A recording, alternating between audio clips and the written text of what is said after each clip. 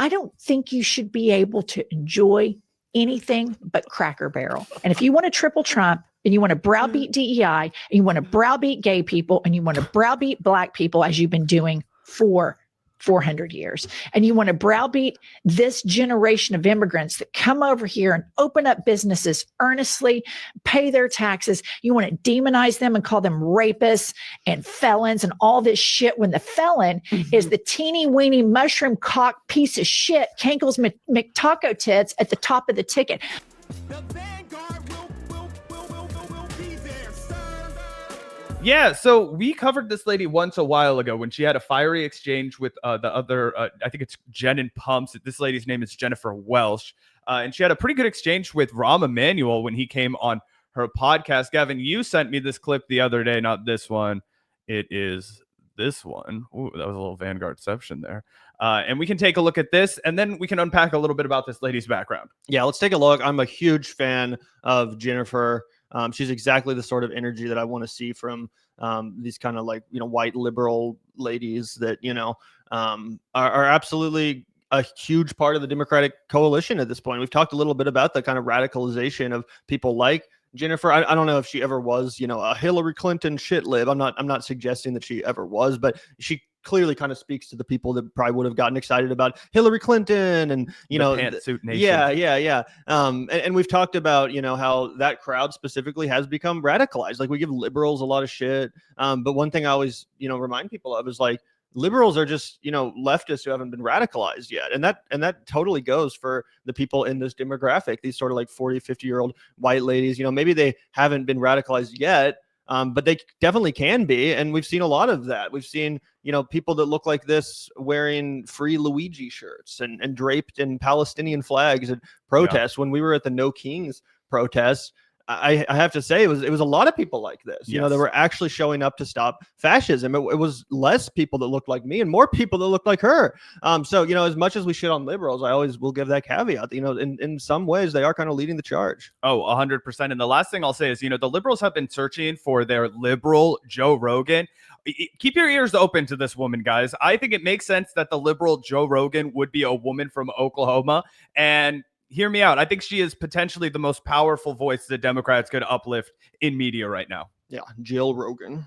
With white people that triple Trumped, that have the nerve and the audacity to walk into a Mexican restaurant, a Chinese restaurant, an Indian restaurant, go to perhaps their gay hairdresser. I don't think you should be able to enjoy anything but Cracker Barrel. And if you want to triple Trump and you want to browbeat DEI and you want to browbeat gay people and you want to browbeat black people as you've been doing for 400 years, and you want to browbeat this generation of immigrants that come over here and open up businesses earnestly, pay their taxes, you want to demonize them and call them rapists and felons and all this shit when the felon is the teeny weeny mushroom cock piece of shit, Cankles McTaco tits at the top of the ticket.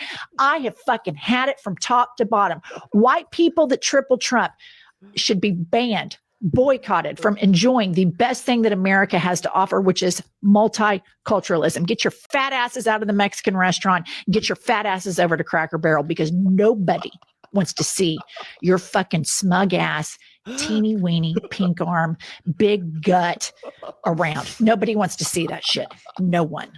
Nobody wants to see that shit. I fucking love that video so much. That's so satisfying. She's like a comedian. That was one of the best roasts I've ever, like, I was, the first time I watched that, I was seriously jealous that I didn't say that exact same. I was like, why the fuck can't I have a moment that's that good ever on the mic? I like to think sometimes I, work myself up into a frenzy, but I've never spit such fire in my whole fucking broadcasting career.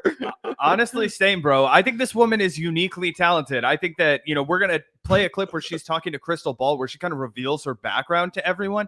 I am serious when I say this woman has Joe Rogan level of charisma, and I think she could reach disenfranchised people who do not identify as, oh, I am a progressive, right? But they do have progressive feelings. Like, they know it's fucked up when their neighbor gets deported. They know it's fucked up when a black guy gets beat to shit because the cops don't like him when they pull him over. They know it's fucked up that nobody can afford health insurance in this country. They know it's fucked up that another guy they know has to work 3 fucking jobs and he can still barely keep a roof over his head. These are things that normal people just understand and feel. And so if you have a charismatic person who kind of reminds them of somebody they know also in their own day-to-day life, this woman over here has a very lovely Oklahoma Southern accent. It makes her fiery, but it also makes her warm and maternal and motherly, right? In a sense, right? I'm not trying to be sexist. I just think that's part of her vibe as like an older, mom.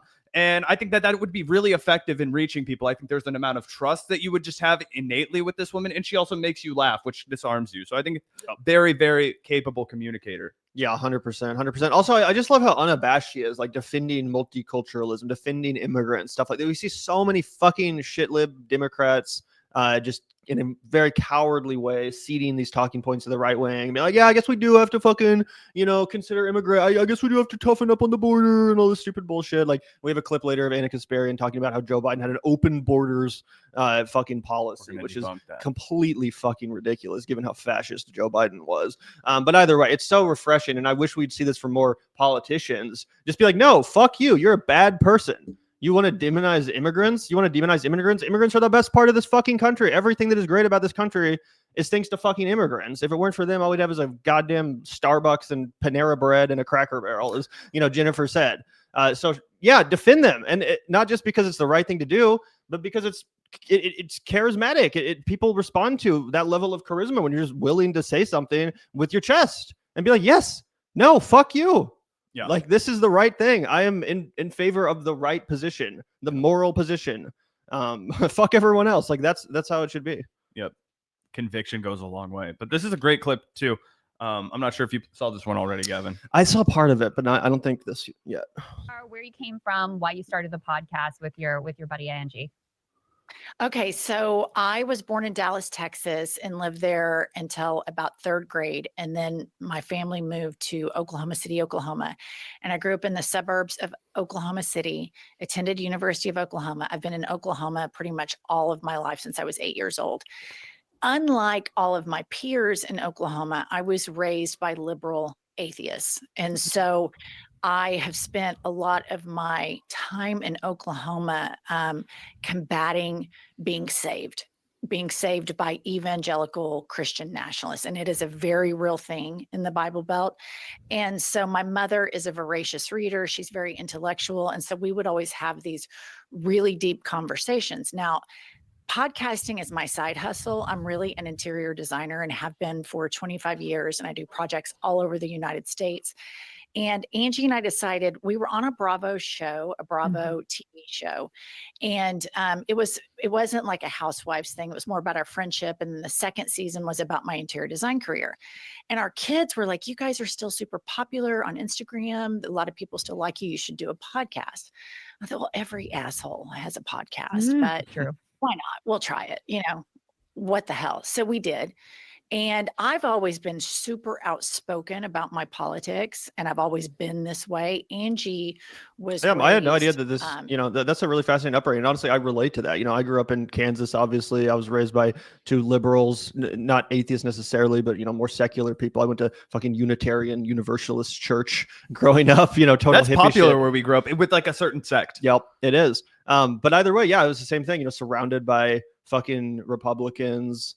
Yeah, that's interesting. I guess it makes sense given that she's from Oklahoma. It's obviously it's not like she would be surrounded by liberals in any part of Oklahoma, but yeah. Yeah, and I think that she reveals a lot there. What all sorts of things that would make her a very, very good figure for the Democratic Party to align with and promote and uplift, right? Because she's already had a very successful career outside of politics. That gains you trust with people. People don't like it when they feel like politics is the only game that you've ever had. I don't know why that is. I don't really have a problem with it, but people tend to gravitate towards somebody in the modern age that it's like, oh, I've done this and now I'm a political broadcaster, right? And I do this after I've had this like amount of experience with life. That's what a lot of people like, right?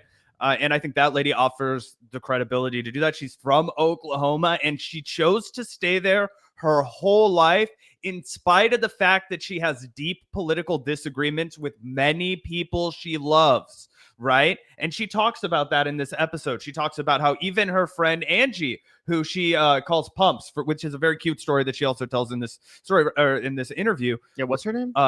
Pumps is what the woman calls her. I think her name is Angie, actually, is like her like government name or whatever. Is the co-host. But that woman grew up deeply evangelically religious, right? And they'd been friends and they loved each other. And deep into their adulthood, they just agreed not to talk about religion. Their kids are best friends. They do this whole thing, but they're not prepared to talk about religion. And she talks about how when her friend had this breakthrough in therapy where she realized like she did not actually believe in the evangelical fucking interpretation. She didn't believe in like heaven, all these things. And so through that, they were able to really, work together to have this podcast where it's like, hey, one of us grew up kind of, outside of the community, right? Like outside of the spell and the grip of conservative evangelicalism. But one of us grew up in the belly of the beast and had those deep connections to that community until adulthood. Here's how we navigate the world together. I just think that's very powerful because it shows that neither of these women are judgmental. Neither of these women are interested in cutting people off forever. They're willing to work and engage with somebody over a period of time, but they always draw a firm line in the sand with where their values are, and they're unabashedly, speaking the truth. Yeah. I also think it's cool that they, have that interior design business or whatever. I feel like that kind of probably makes them more normal people. Like they're not just sitting around obsessing over politics all day like we do. And, we have to, go to the movies and talk about movies and try to be normal people too. Like, so we're not just literally sitting here obsessing about how the country is crumbling and fascism is taking over and all this stuff. Like, yeah, it's good to have a 1 foot in just normie shit, have an interest. It's not just politics. And I think that, when it comes to a lot of these podcaster types, when you're a professional fucking political commentator, you do get so up your own ass, you get so in the weeds of this stuff that you lose touch with how normal people are talking about things and feeling about things, and you just sort of lose touch, and I feel like part of the reason why Jennifer is able to speak as well as she is about these issues is because she's not out of touch. She has this business. She her passion is interior design. She's probably talking to all sorts of people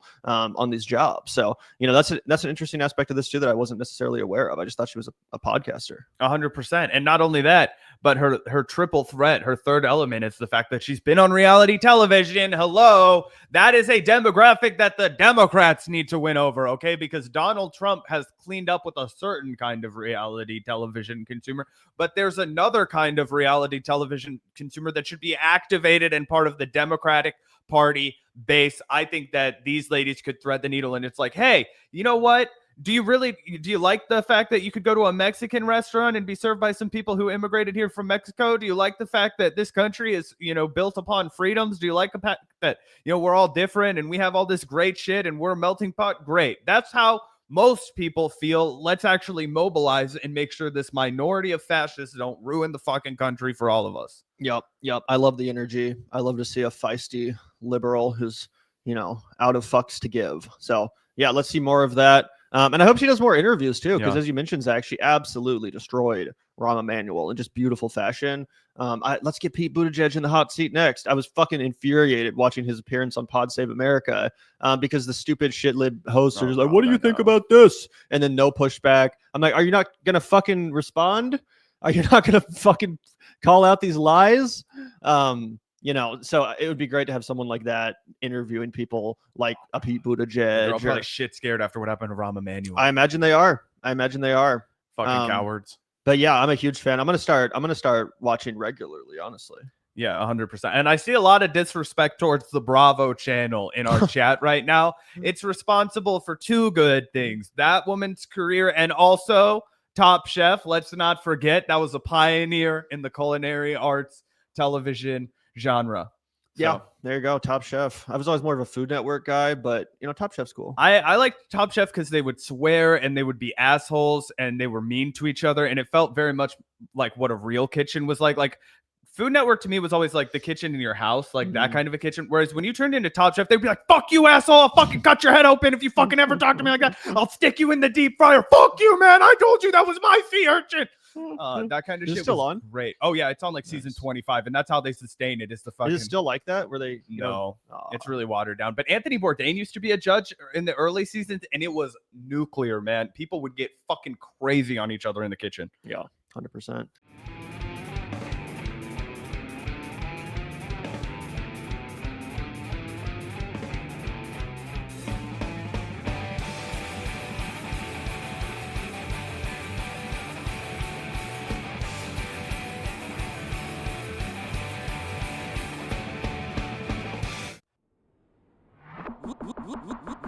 Look out the door if you hear an ambulance.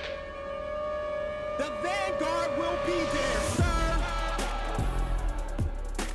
The Vanguard will be there, sir. The Vanguard will be there, sir.